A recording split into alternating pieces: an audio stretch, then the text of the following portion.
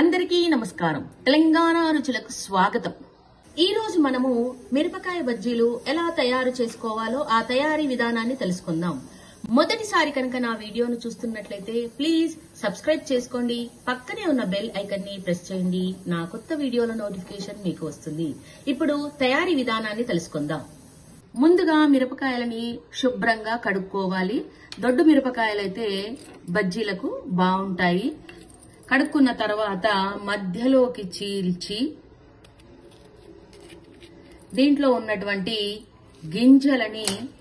గింజలన్నింటినీ తీసి సిద్ధంగా ఉంచుకోవాలి. ఇలా అన్ని మిరపకాయలు చేసుకోవాలి. మసాలా కోసం కొద్దిగా చింతపండును నానబెట్టుకొని సిద్ధంగా ఉంచుకోవాలి. అలాగే పల్లీలు, ధనియాలు, బెల్లం, ఉప్పు, కారం, కొబ్బరి, జీలకర్ర, ఓమ ఇవన్నింటినీ గ్రైండ్ చేసిన తర్వాత ఈ చింతపండును కూడా వేసి గ్రైండ్ చేసుకొని మసాలా సిద్ధం చేసుకోవాలి. మసాలా గ్రైండ్ చేసుకున్న తర్వాత ఇలా ఉండాలి. ఇంతకంటే పల్చగా ఉంచుకోకండి, గట్టిగా కూడా ఉంచుకోకండి. ఇప్పుడు దీన్ని మిర్చీల మధ్యలో ఇలా స్టఫ్ చేసుకోవాలి. ఎక్కువ క్వాంటిటీ కావాలనుకుంటే ఎక్కువ పెట్టుకోవచ్చు, లైట్ గా కావాలంటే లైట్ గా కూడా పెట్టుకోవచ్చు. ఇలా అన్నింటి లోపల ఇలా మసాలా అంతా కూర్చుకొని సిద్ధంగా ఉంచుకోవాలి. ఒక బౌల్ తీసుకొని అందులో మనము బజ్జీలు వేసుకోవడానికి శనగపిండిని తీసుకోవాలి.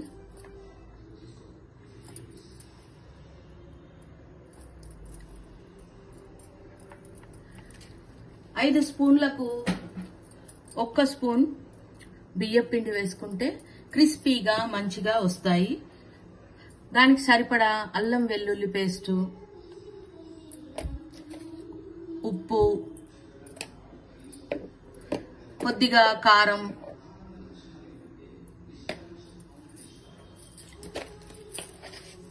ఓమ,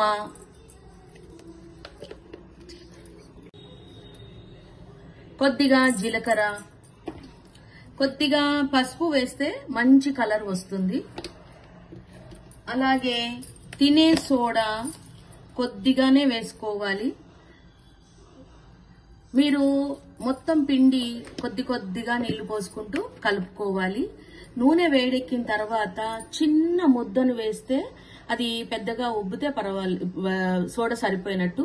లేదంటే ఇంకా కొంచెం సోడా యాడ్ చేసుకోండి. బాగా సోడా వేస్తే నూనె బాగా గుంజుతుంది, బజ్జీలు మంచిగా ఉండవు. పిండి ఈ కన్సిస్టెన్సీలో ఉండేటట్టుగా చూసుకోవాలి. సోడా మనము వేసి పెట్టి చాలాసేపు పిండి కడిపిన తర్వాత బజ్జీలు వేసుకోకూడదు. సోడా వేసుకొని కలుపుకోగానే బజ్జీలు వేసుకునేటట్టయితేనే సోడా వేయండి. లేదంటే అన్ని వేసి కలిపి పెట్టుకుని సోడా మనము మిర్చి బజ్జీ వేసుకునే సమయంలో వేసి మళ్ళీ కలుపుకోండి. అన్ని మిర్చీలలో ఇలా స్టఫ్ చేసుకొని సిద్ధంగా ఉంచుకోవాలి.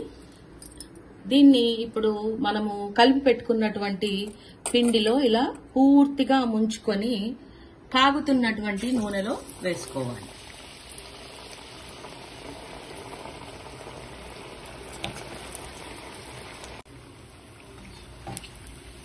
వీటిని మంచిగా గోల్డెన్ బ్రౌన్ వచ్చేంత వరకు మనము గోలించుకోవాలి. మిర్చి బజ్జీలను ఇలా గోల్డెన్ బ్రౌన్ వచ్చేంత వరకు గోలించుకోవాలి. ఇప్పుడు మధ్యలోకి ఇలా చాకు సహాయంతో కోసుకోవాలి.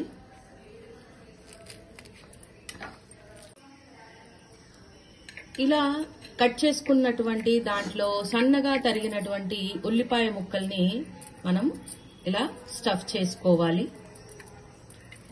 అలాగే సన్నగా తరిగినటువంటి కొత్తిమీరను కూడా పెట్టుకోవాలి.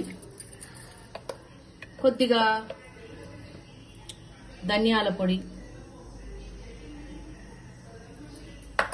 కొద్దిగా తినే సోడా,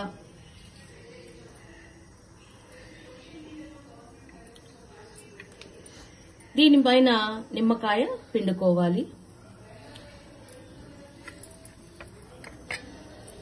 ఇలా తింటే చాలా చాలా రుచిగా ఉంటుంది.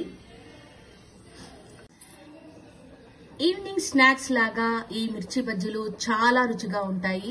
నా రెసిపీ కనుక మీకు నచ్చినట్లయితే మీరు కూడా ఇంట్లో ప్రయత్నించి చూడండి. ఈ రెసిపీని మీ ఫ్రెండ్స్ కి, రిలేటివ్స్ కి షేర్ చేయండి. మరిన్ని వీడియోల కోసం ఎదురు చూడండి. ఈ వీడియోను చూసినందుకు ధన్యవాదములు.